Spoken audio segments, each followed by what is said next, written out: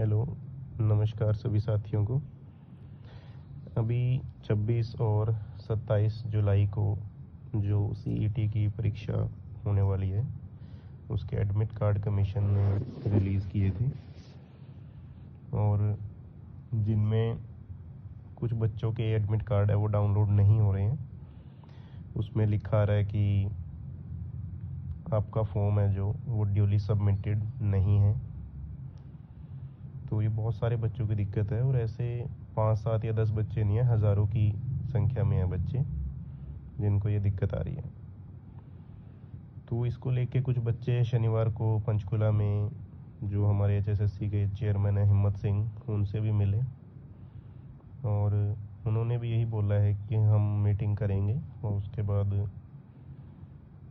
जैसा भी होगा 1-2 दिन में सोशल मीडिया से या नोटिफिकेशन के माध्यम से आपको बता देंगे। अब इसमें बच्चों को दिक्कत क्यों आई, एडमिट कार्ड क्यों नहीं डाउनलोड हो रहा, तो इसका एक कारण जो मतलब सबसे बड़ा कारण है और ज़्यादातर बच्चों का जो कारण है वो ये है कि इस फॉर्म को भरवाते वक्त जो फीस है वो पहले कटवा ली और उसके बाद आपका पूरा फॉर्म है वो बाहर निकलता है, फिर आप उस पर साइन करते हो और फिर उस फॉर्म को दोबारा अपलोड करते हो, तब आपका फाइनल सबमिशन माना जाना था।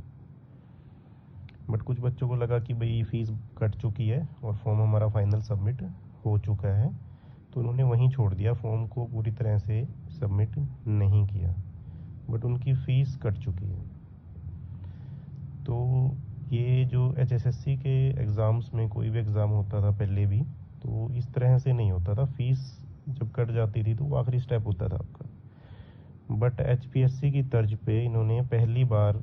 ये किया है कि जैसे पहले एचसीएस वगैरह का एग्ज़ाम जो एचपीएससी लेती है उसमें ये तरीका होता था कि आपको एंड में पूरा फॉर्म निकाल के साइन करके फिर दोबारा सबमिट करना होता था। तो इन्होंने सीईटी के अंदर या एचएसएससी ने पहली बार ऐसा किया है कि फॉर्म आपको एंड में दोबारा सबमिट करना था फीस कटने के बाद भी।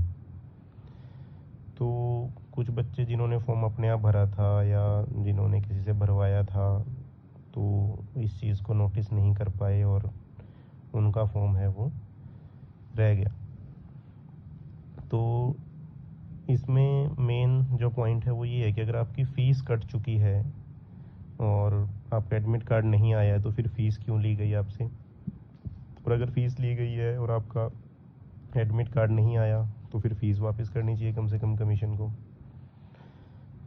और अगर फ़ीस भी ना वापस करे तो कम से कम बच्चों के लिए करेक्शन पोर्टल भी खोला जा सकता था, क्योंकि ये एग्ज़ाम बहुत जल्दी में कराया जा रहा है तो बहुत ही कम टाइम दिया बच्चों को और ना ही करेक्शन पोर्टल खोला गया। और जो बच्चों को मेल वगैरह आए हैं वो भी बिल्कुल एंड मोमेंट पे आए हैं कि आपका फॉर्म है वो ड्यूली सबमिटेड नहीं है। दूसरा जो सीईटी का एग्ज़ाम है ये एक जो 5 साल का इलेक्शन ईयर होता है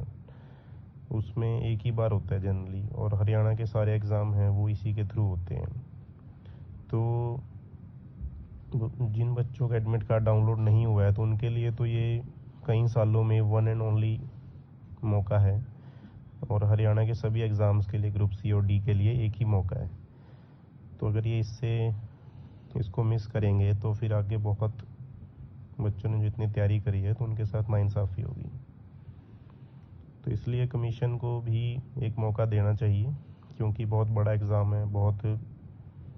जो सैनी साहब हैं वो भी इसकी बहुत मतलब पब्लिसिटी कह लो या काफ़ी इसको अच्छे से कराने की बात कर रहे हैं। तो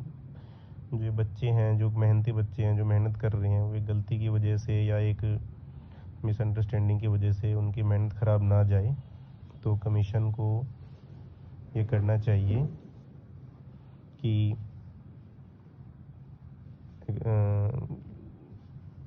एक मौका और दिया जाए इन बच्चों को, एक दिन के लिए पोर्टल खोला जाए या इनके एडमिट कार्ड बाय हैंड दिए जाएं पंचकुला से या कहीं से भी, या मेल किए जाएं, कोई ना कोई तरीका इलाज इन बच्चों का किया जाए। दूसरा, कई बार क्योंकि एग्ज़ाम के अंदर टाइम बहुत कम है तो हो सकता है जब तक वो इस मुद्दे पे चर्चा करें वो करें तब तक टाइम निकल जाए। तो इसलिए बच्चों को भी पंचकुला या पहुंच के या सीएम सैनी के पास पहुंच के थोड़ी आवाज़ उठानी चाहिए, ताकि ज़्यादा से ज़्यादा जो लोग हैं जो जिनके पास पावर है इसमें कुछ चेंज करने की, जैसे सीएम साहब है या एचएसएससी चेयरमैन है, तो उनको भी कुछ पर्याप्त टाइम मिले कि कुछ एक्शन ले सकें। तो जितने बच्चे हैं वो ज़्यादा से ज़्यादा संख्या में ग्रुप ज्वाइन करो, और जैसे भी आपको लगे पंचकुला जाके या यहाँ सैनी के घर पे या कहीं भी, वो एक साथ में सलाह करके इस समस्या का समाधान जल्द से जल्द किया जाए, क्योंकि टाइम बहुत कम है। एक एक दिन जितना भी लेट होएगा तो दिक्कत होएगी। धन्यवाद।